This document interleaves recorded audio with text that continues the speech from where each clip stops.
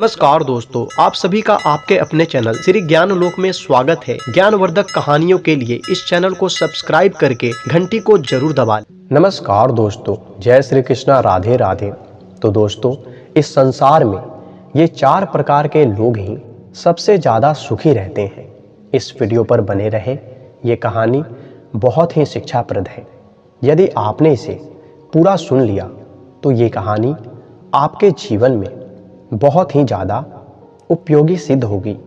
दोस्तों, कहा जाता है अज्ञानता से बड़ा कोई शत्रु नहीं है, काम वासना से बड़ा कोई रोग नहीं है, क्रोध से बड़ी कोई आग नहीं है, विद्या से बड़ा कोई धन नहीं है, ईर्ष्या से बड़ा कोई दुख नहीं है।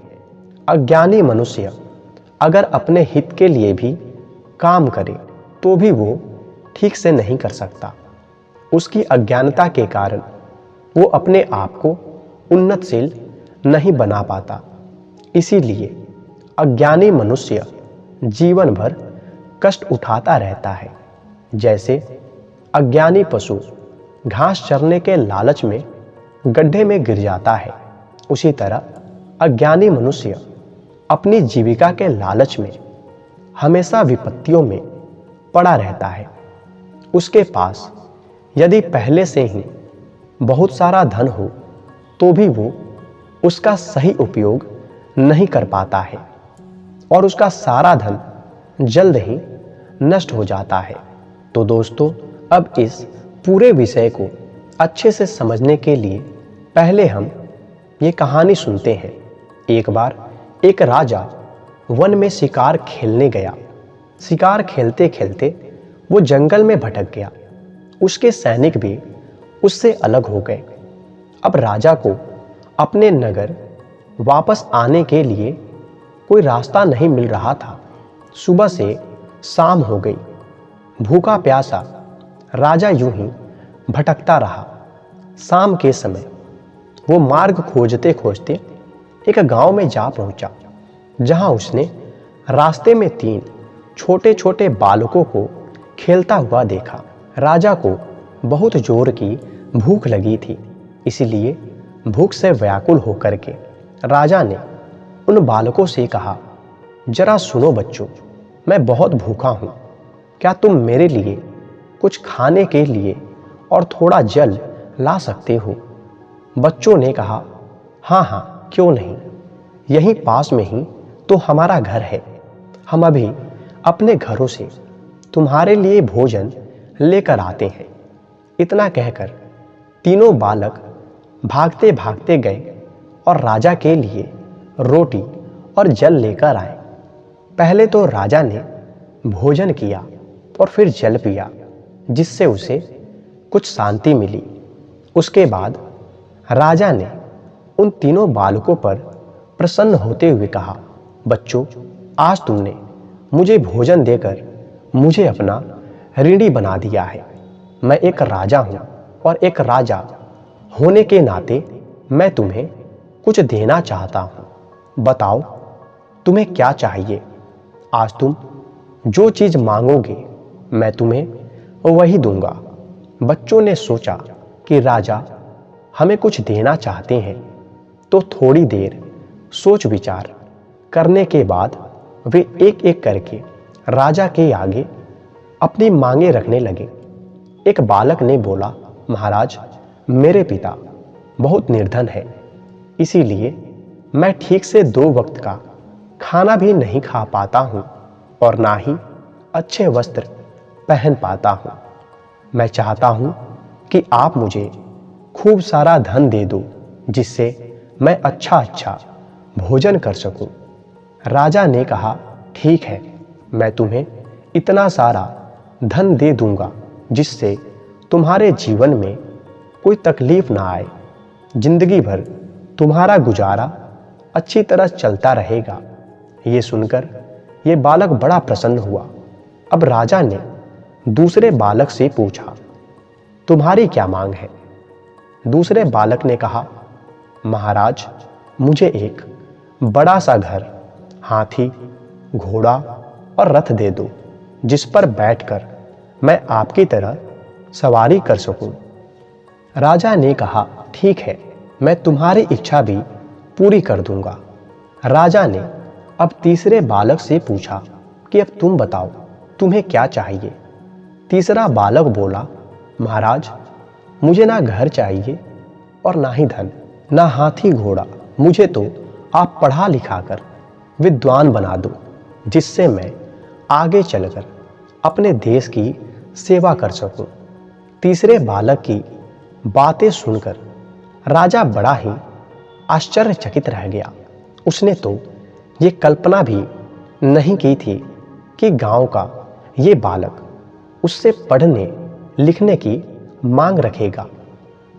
राजा सोचने लगा, जिस बालक की सोच बचपन में ही विद्वान बनने और देश की सेवा करने की हो, उसे विद्वान बनने से कोई नहीं रोक सकता है। फिर राजा कुछ क्षण बाद उस बालक से बोले, बेटे, तू जानता है तूने क्या मांगा है?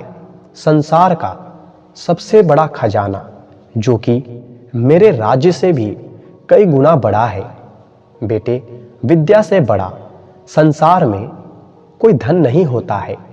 याद रखना, मनुष्य के उसके विचार ही उसे बड़ा, छोटा और अमीर गरीब बनाते हैं। जैसा वो सोचता है वैसा ही करता है, और जैसा वो करता है वैसा ही बन जाता है। सुख और दुख मनुष्य के दिमाग की ही उपज है। अमीरी गरीबी भी उसके कर्मों के अनुसार ही आती है। जैसा उसने सोचा उसी दिशा में वो आगे बढ़ा है। अब उस मार्ग में सुख बैठा है या दुख, ये तो उसे ही स्वीकार करना पड़ेगा। सोचो, खूब सोचो। सोचने के लिए ये पूरा ब्रह्मांड ही पड़ा है। अनंत तक सोचो, और यदि तुमने पीछे हटने के लिए सोच लिया तो फिर तुम वहीं रुक जाओगे, पर ये दुनिया आगे बढ़ जाएगी। पर एक और बात का ध्यान रखना कि सिर्फ सोचने से ही काम नहीं बनता है।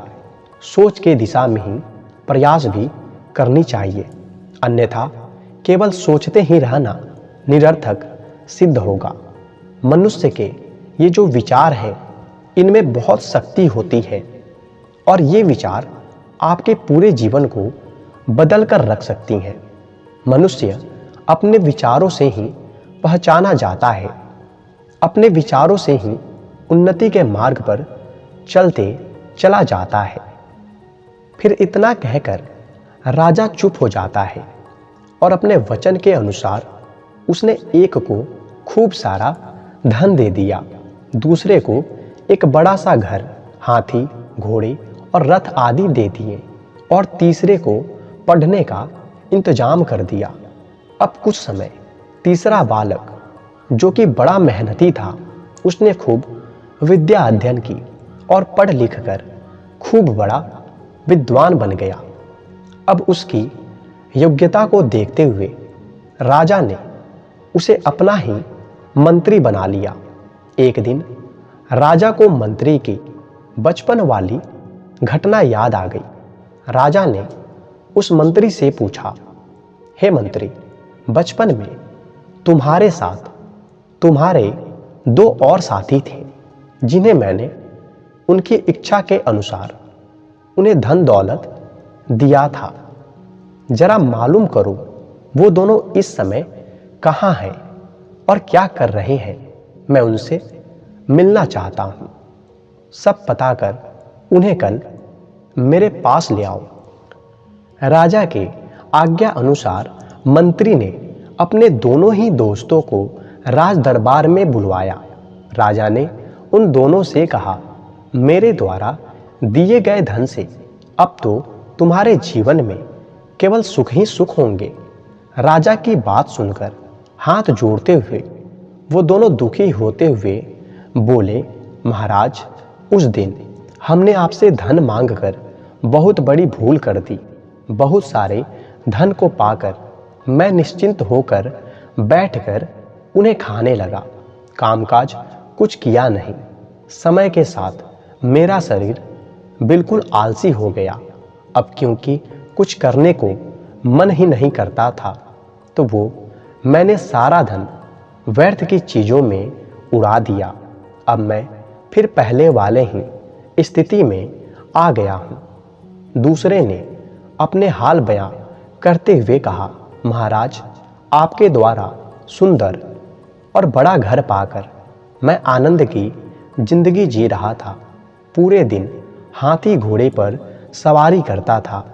भविष्य की सोचकर मैंने कुछ नहीं किया, इसलिए वो घर और वो हाथी घोड़े सब मैंने बेचकर खा लिया। अब मैं भी बिल्कुल पहले जैसा हो गया हूँ। दोनों की बातें सुनकर राजा कहने लगा, भाइयों, याद रखना, ना जीवन भर घर साथ देता है, ना धन। और अगर व्यक्ति किसी काम का ही ना हो तब वो थोड़े ही दिन चलता है। ज्ञान एक ऐसी कमाई है जो मनुष्य को मरने तक साथ देती है। धन और संपदा को चोर चुरा भी सकते हैं, बाढ़ बहा भी सकती है, शत्रु छीन भी सकता है, पर विद्या रूपी धन को ना कोई चोर चुरा सकता है, ना कोई बाढ़ बहा सकती है और ना कोई शत्रु छीन सकता है। जब तक मनुष्य दुनिया में है वो उसके हर पल पर काम आती है। इसलिए कहते हैं, ज्ञान से बड़ा कोई धन नहीं होता है। विद्या मनुष्य के जीवन भर साथ देने वाली मित्र है। अगर कभी धन और विद्या में से एक को चुनना पड़े तो पहले विद्या का ही चुनाव करना, क्योंकि विद्या से धन मिल सकता है।